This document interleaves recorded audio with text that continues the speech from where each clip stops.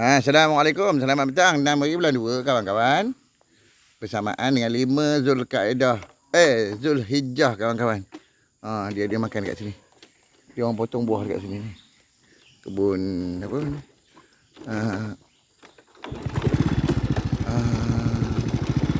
Apa nama tu?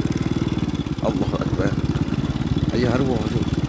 Dia kata dia nak meninggal dengan aku tu. Apa benda nama dia? Cepu kepada cepu. Cepu. Apa ni?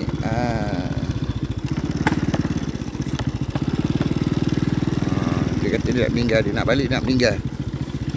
Kau meninggal dulu. Lepas tu nanti orang bagi tahu aku. Aku tak tahu, aku tak pun tak kerti macam mana kau nak meninggal. Kau dalam kaedah bunuh diri, aku tak boleh tolong. Kan? Okey kawan-kawan.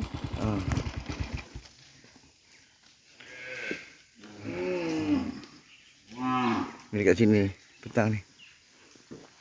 Mudah-mudahan dia balik naik ke atas tu, pergi ke kebun.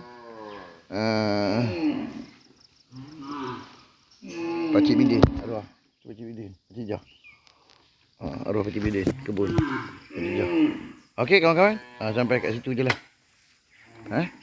Dia bagi tahu dia balik dia nak meninggal. Lama juga. Kurang berapa belas hari lepas dia kena tangkap tu. Buat jaminan polis tu benda tu.